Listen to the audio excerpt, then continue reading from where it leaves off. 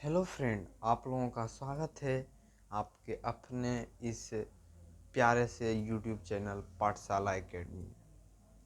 कैसे हैं आप लोग? आशा करते हैं आप लोग अच्छे होंगे, स्वस्थ होंगे और मन लगाकर 10th की पढ़ाई में लगे हुए होंगे।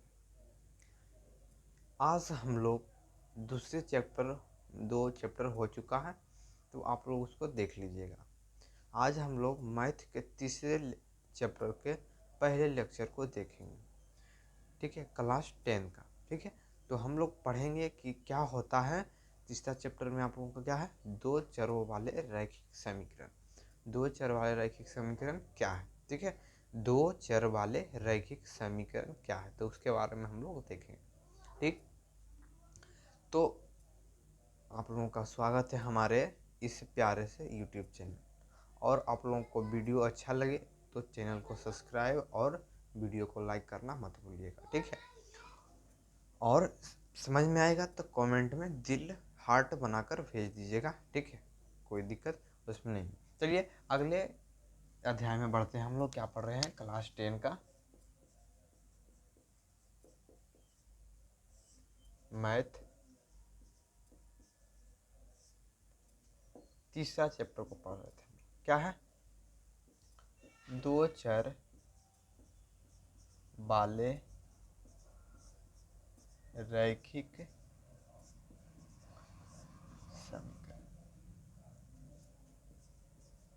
समीकरण। इसको इंग्लिश में क्या कहते हैं? दो चर वाले रैखिक समीकरण। दो चर वाले रैखिक समीकरण को इंग्लिश में क्या कहते हैं? Linear equation. Linear equation in two variable. Two variable. ठीक है, इसको इंग्लिश में ये कहते हैं। ठीक, अब हम इसके बारे में जानेंगे कि क्या होता है दो चर वाले रैखिक समीकरण। किसी चैप्टर का नाम है तो उसी के आधार पर ही रखा गया होगा। ठीक है, जैसे हम लोग वास्तविक संख्या के बारे में पढ़े तो उसमें वास्तविक संख्या क्या होता है, उसमें किस कौन कौन संख्या आती है उसके बारे में पढ़े थे उसमें। उसी प्रकार से इसमें दो चर वाले रैखिक समीकरण क्या, तो इसके नाम से हम लोगों को पता चल रहा है दो चर। दो चर वाले रैखिक समीकरण। वाले रैखिक समीकरण।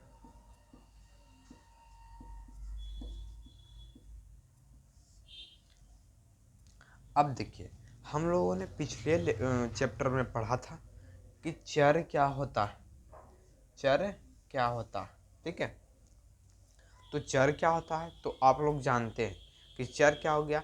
चर मतलब हो गया एक्स वाई जेड, मतलब ए बी सी डी की संख्या। जो ए बी सी डी होता है उसी क्या कहते हैं? चर कहते हैं। उसी से हम लोग जानते हैं।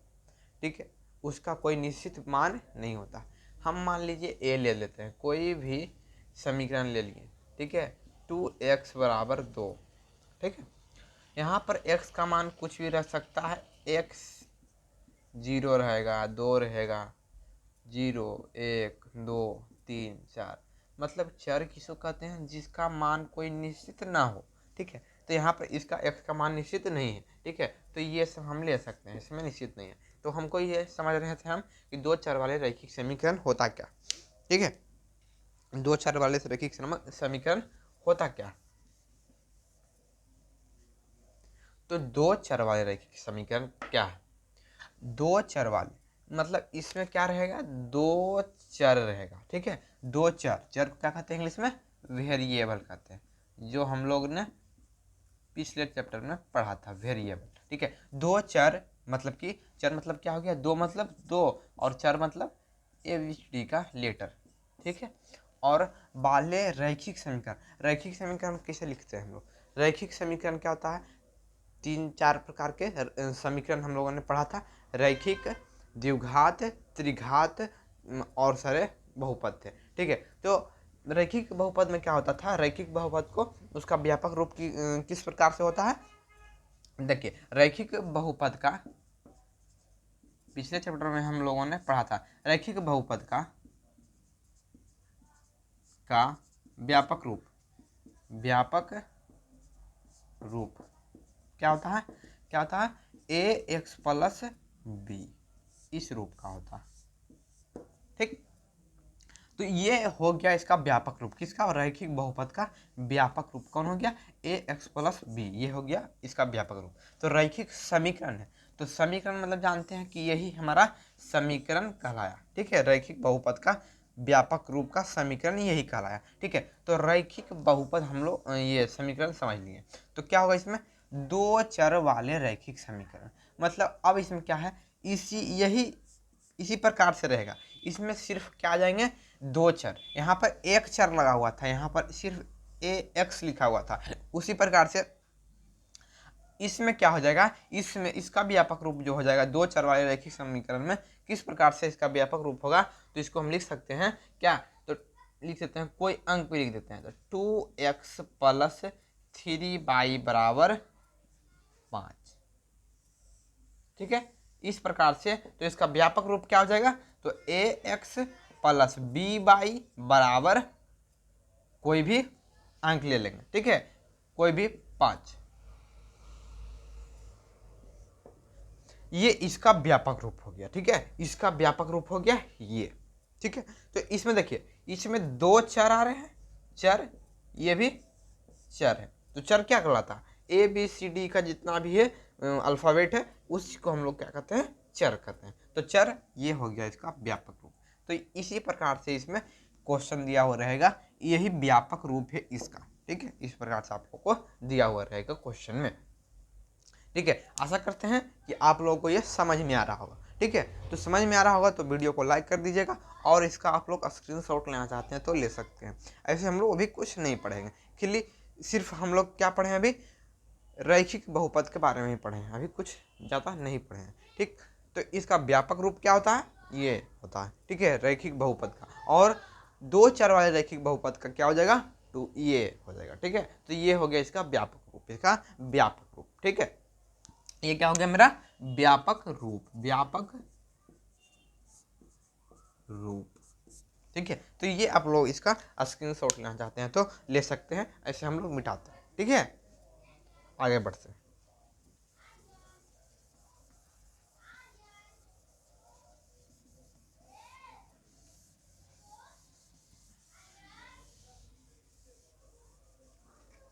अब हम लोग आगे बढ़ते हैं। ठीक है, अब हम लोग आगे बढ़ते हैं। ठीक है, अब हम जानेंगे कि किस प्रकार से रह सकता है क्या, मेरा दो चर वाला रैखिक समीकरण। ठीक है, ये किस प्रकार से रह सकता है। अब हम लोग पढ़ेंगे कि क्या होता है, इसमें बहुत सारी शर्तें होती है। ठीक है, इसमें बहुत सारी शर्तें होती है। ठीक, तो इसकी भूमिका के बारे में हम लोग जान लिए कि इसका व्यापक रूप ये होता है, और दो चर वाले रैखिक समीकरण क्या है। ठीक, उसके बारे में हम लोग जान लिए। अब इसमें कुछ शर्तें होती है, इसके अनुसार इसको पहचाना जाता है। ठीक है, इसके अनुसार इसको पहचाना जाता है। इसमें क्या होता है, पहला शर्त है, दो रेखाएं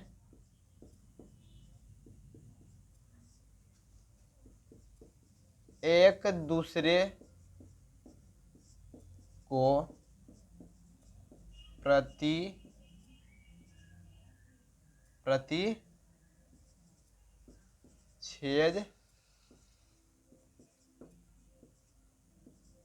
काटना, प्रतिच्छेद करती है,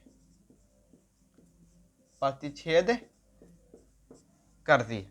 दो रेखाएं, इसमें दो रेखाएं रहेगी, उसमें क्या होगा, दो रेखाएं रहेगी, इसमें एक दूसरे को प्रतिच्छेद करेगी। प्रतिच्छेद मतलब करना है, क्या होता है, काटना होता है, काटेगी एक समान। ठीक है, प्रतिच्छेद।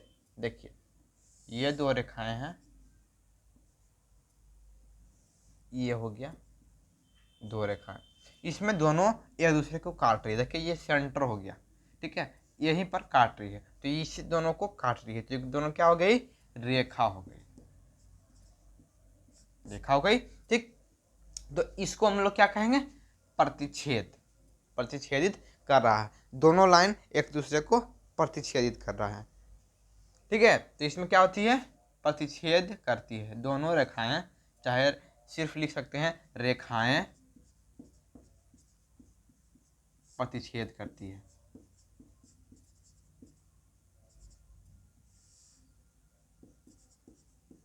करती है, रेखाएं प्रतिच्छेद करती है।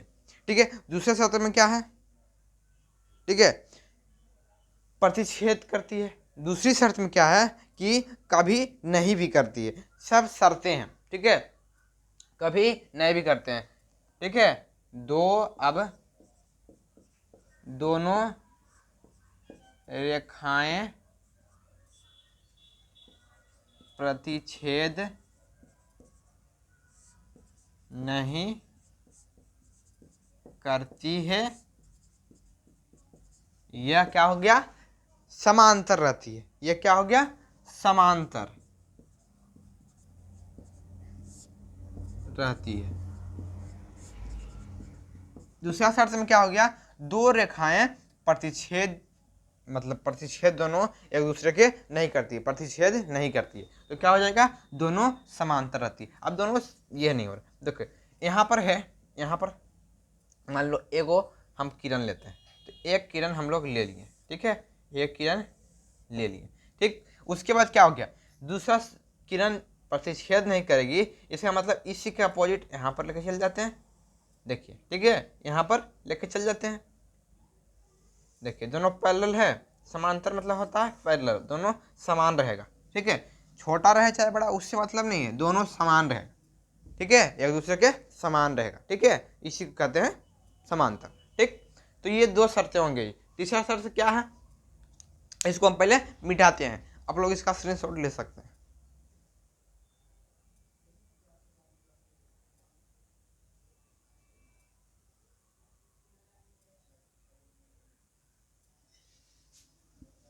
ठीक है, चलिए हम इसको मिटाते हैं।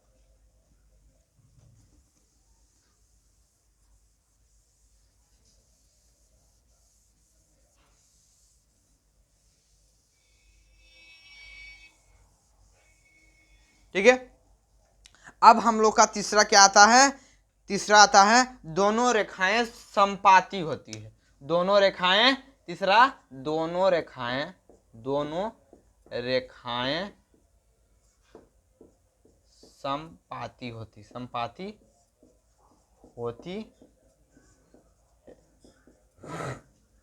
जब दोनों रेखाएं होती है क्या होती है, संपाती होती है। संपाती मतलब क्या होता है, संपाती मतलब एक लाइन में होता है, एक लाइन में। ठीक है, इस संपाती मतलब क्या होता है, एक लाइन में होता है। ठीक है, जैसे ये कोई किरण जा रहा है, ठीक है, तो इस प्रकार से संपाती एक लाइन में ही ये रहेगा। इस जो रेखा जो करेगी गमन, वो एक ही रेखा में गमन करेगी। इसमें जैसे ये दो शर्त हम पढ़े कि एक में प्रतिच्छेद कर रहा था, एक में नहीं कर रहा था, मतलब समांतर था, और तीसरा हो गया संपाती। ठीक है, संपाती रेखा। ठीक है, तो इस प्रकार से आप लोगों का रह सकता है। ये कुछ महत्वपूर्ण क्या था, इसके गुण थे। ठीक है, इसके गुण थे। अब हम लोग पढ़ेंगे दो चर वाले रैखिक समीकरण, मतलब जो हमारा चैप्टर आ गया है उसके बारे में हम लोग पढ़ेंगे। ठीक है, तो दो चर वाले रैखिक समीकरण को हल कैसे किया जाता है, दो चर वाले जो रैखिक समीकरण है उसका हल कैसे हम लोग करते हैं। ठीक है, दो चर वाले रैखिक समीकरण, चर वाले रैखिक समीकरण का हल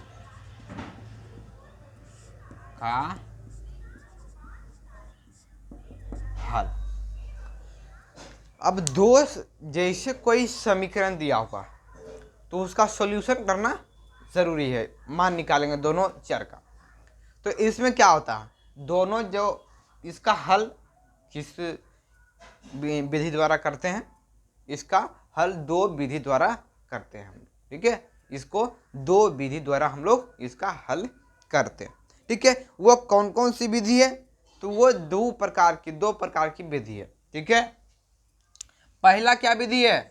पहला है ग्राफीय विधि, ग्राफीय विधि। ठीक है, और दूसरा हो गया आप लोगों का बीजीय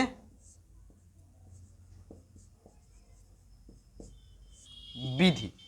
ठीक है, ग्राफीय विधि और बीजीय विधि। ठीक है, ग्राफिकल मेथड, इंग्लिश में कहते हैं ग्राफिकल मेथड, और इसको एल्जेब्रिक मेथड, एल्जेब्रिक मेथड और ग्राफिकल मेथड। ठीक है, तो ये दोनों के द्वारा हम लोग इसका सॉल्यूशन करते हैं कोई भी समीकरण जो दो चर वाले रैखिक समीकरण हैं। ठीक है, इसका हल इसके द्वारा हम लोग करते हैं। अब हम लोग क्या ग्राफीय विधि पर चलेंगे। ग्राफीय विधि क्या होता है? ठीक है, तो ग्राफीय विधि क्या हो गया, चलिए इसको हम लोग पहले मिटाते हैं, इसका स्क्रीनशॉट ले सकते हैं आप।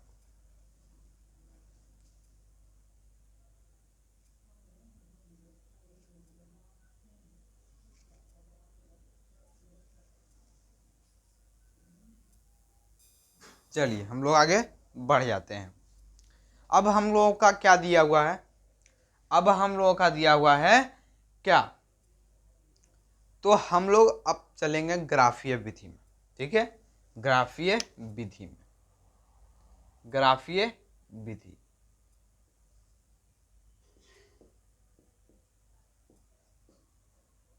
ग्राफीय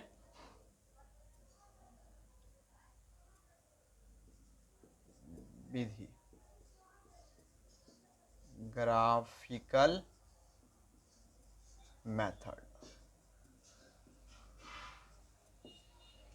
तो इसका परिभाषा समझ लीजिए। ठीक है, ऐसे परीक्षा में तो पूछता नहीं है, लेकिन परिभाषा समझ लेते। ग्राफीय विधि क्या है? तो ग्राफ जो समीकरण दो चर वाले समीकरण हैं या द्विघात समीकरण ही चाहे कोई भी बहुपद है, ठीक है, तो उसका ग्राफीय ग्राफ के रूप में उसका हल करना ही क्या कहलाता है? ग्राफीय विधि कहलाता। ठीक है, मतलब कि कोई भी दो चर वाले रैखिक समीकरण हैं तो उसका जब हम ग्राफीय विधि में उसका जब हम हल निकालेंगे उसी को ग्राफीय विधि कहते हैं। ऐसे परीक्षा में ये सब पूछता नहीं है, परिभाषा नहीं, सबसे ज़्यादा क्वेश्चन आते हैं इससे। ठीक है, से आते हैं। तो इसमें हम लोग क्या पढ़ेंगे? ठीक है, तो चलिए हम लोग इसका परिभाषा नहीं लिखते हैं और चलते हैं, बढ़ते हैं हम लोग क्या नीचे, और अगले इस पर क्वेश्चन करेंगे। ठीक है, तो इसको बनाने के लिए पहले विधि है। ठीक है, पहले कुछ ये इम्पोर्टेंस है वहाँ उसके बारे में। ठीक है, इसके कोई ये गुण है कि ये ग्राफीय विधि से हल होगा या नहीं होगा, इसके कुछ गुण हैं। जैसे हम तीन को भी नियम बताए थे। ठीक है, नियम बताए थे। ठीक है, पहले में क्या था? प्रतिच्छेद, प्रतिच्छेद। ठीक है, तो प्रतिच्छेद मतलब क्या होता है? प्रतिच्छेद मतलब होता है प्रतिच्छेद करना। ये तो हम लोग समझ गए थे, प्रतिच्छेद होगी। तो इसमें ठीक है, प्रतिच्छेद मतलब क्या होगा कि कैसा समीकरण दिया हुआ रहेगा उस। ठीक है, कैसा समीकरण दिया हुआ रहेगा। जैसे हम दो चर वाले रैखिक समीकरण, दो चर वाले रैखिक समीकरण, तो इसमें क्वेश्चन दिया हुआ है आप लोगों का, इधर लिखते हैं 2x + 3y = 6 और 2 यहाँ पर लिख देते हैं 4x + 6y = 12। ये दो हमारे समीकरण दिए हुए। ठीक है, अब हम लोग प्रतिच्छेद पर चल रहे थे, ठीक है। तो प्रतिच्छेद का क्या होता है, इसमें देखिए हम लोग इसका व्यापक रूप लिखे थे, ठीक है। ये इसको कुछ भी लिख सकते हैं, इसको अंक भी छोड़ सकते हैं या इसको सी भी लिख सकते हैं, ठीक है।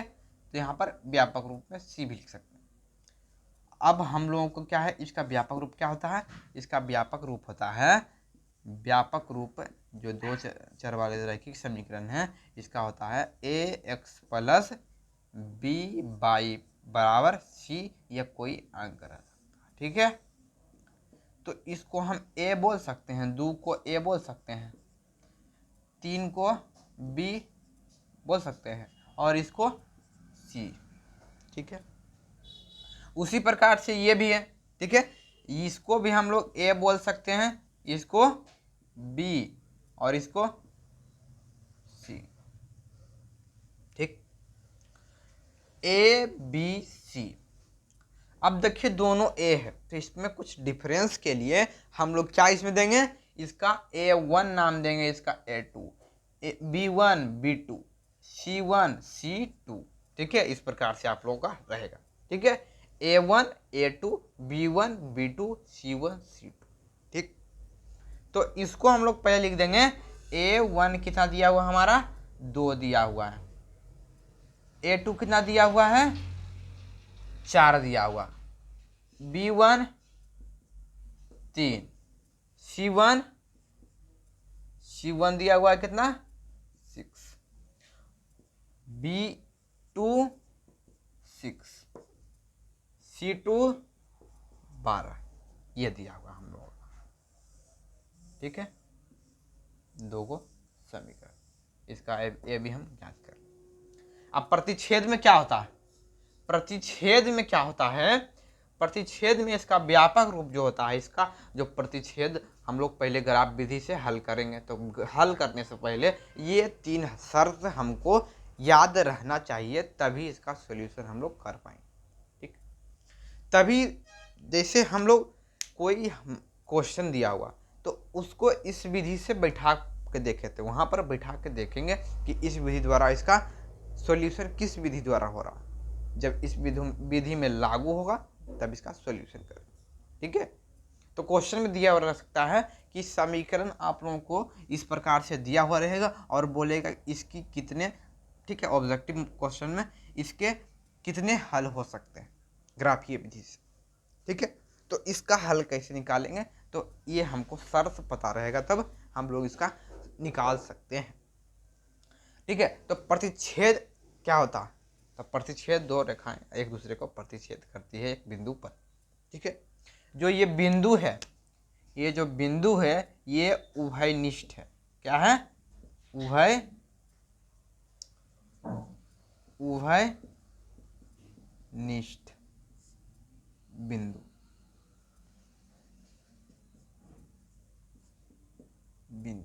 ठीक है। उभयनिष्ठ बिंदु, उभयनिष्ठ मतलब हम क्या समझते हैं, उभयनिष्ठ मतलब होता है कॉमन, जो हम लोगों ने शून्यक निकालने में इसका प्रयोग किया था, जो दोनों में मिलता था उसको हम आगे लेके चलाते थे। उसी प्रकार से उभयनिष्ठ मतलब हो गया कि दोनों मिलेगा। देखिए इस रेखा में भी ये बिंदु आ रहा है, इस रेखा में भी ये बिंदु आ रहा है, तो इसी को उभयनिष्ठ बिंदु कहते हैं। प्रतिच्छेद क्या होता है, ये समीकरण दिया हुआ A1 बाई A2, ठीक है, इसका समीकरण दिया हुआ है। A1 बाई A2 बराबर है B1 बाई B2 बराबर C1 बाई C2, ठीक। तो यहाँ पर क्या रहेगा, ये शर्त में जब ये दोनों बराबर नहीं रहेगा, ठीक है। बराबर का ये मतलब क्या है, ये दोनों जो A1 बाई A2 है B1 बाई B2 के बराबर नहीं है, ठीक है। इसका मतलब ये बराबर नहीं है, बराबर नहीं, ठीक। तो ये हो गया बराबर नहीं है, तो इसका सॉल्यूशन क्या होगा, ठीक। तो हम लोग पहले ही देख लेंगे, पहले ही हम लोग देखें कि ये बराबर नहीं है, तो ये इसका सॉल्यूशन क्या हो जाएगा, जब इस फॉर्म में रहेगा तो इसको पहले हम लोग समीकरण को ए बी मतलब समीकरण का A1 A2 B1 B2 इस प्रकार से निकाल लेंगे। उसके बाद इस पर बिठा के देखेंगे, जब जब दोनों बराबर नहीं रहेगा तो इसका मतलब ये प्रतिच्छेद, ठीक है, ये प्रतिच्छेदित रेखा। और उसमें क्या होगा, ठीक है, इसका जो हल होगा, इसका हल, इसको मिटाते हैं, इसका हल क्या होगा, जो इसका हल होगा, इसका हल अद्वितीय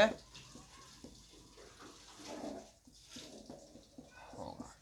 अद्वितीय मतलब होगा क्या, एगो, अद्वितीय, दो नहीं रह सकता है, अद्वितीय, अद्वितीय मतलब दो नहीं रह सकता है। इसका हल क्या होगा, केवल एक हल, यह अद्वितीय हल होगा, यह केवल एक हल, उसी कहते हैं अद्वितीय हल को ही क्या कहते हैं, एक हल कहते हैं। ये सिर्फ प्रतिच्छेद में होगा, ठीक है। अब हम लोग पढ़े थे दूसरा में क्या था, समांतर में, समांतर रेखा, ठीक है, समांतर रेखा। आशा करते हैं आप लोगों को दिखाई दे रहा होगा।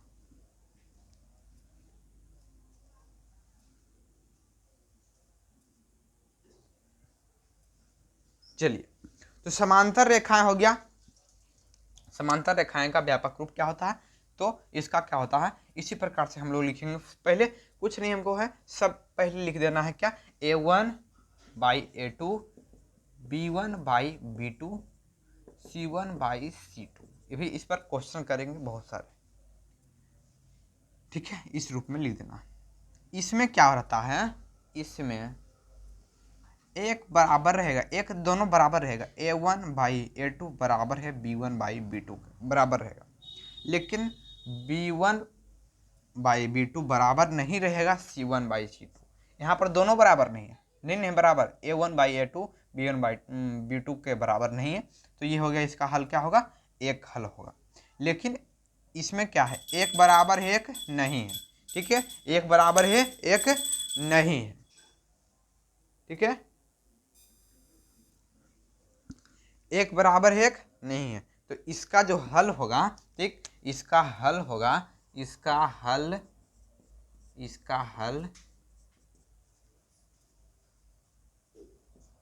एक भी नहीं होगा। आप समझ, इसका हल एक भी नहीं होगा, जब इस फॉर्म में दिया हुआ रहेगा, इस फॉर्म में दिया हुआ रहेगा, तो ये समांतर रेखाएं हैं और इसका एक भी हल नहीं आप लोगों को मिलेगा। किसके विधि द्वारा, ग्राफ विधि द्वारा। पहले हम इससे चेक करके बैठा कर देख सकते हैं कि ये समांतर रेखाएं हैं, इसका मतलब क्या है, ये इसका एक भी हल नहीं होगा, ठीक है। तो प्रतिच्छेदित रेखा हो गया और समांतर रेखा हो गया। और हम लोग चलते हैं अब किस रेखा में, समपाती रेखा, तो इसको हम लोग मिटाते हैं।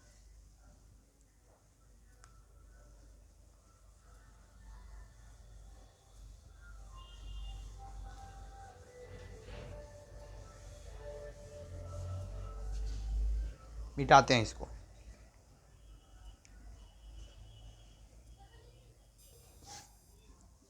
चलिए आगे बढ़ जाते हैं। अब हम लोग समपाती रेखा देखेंगे, ठीक है।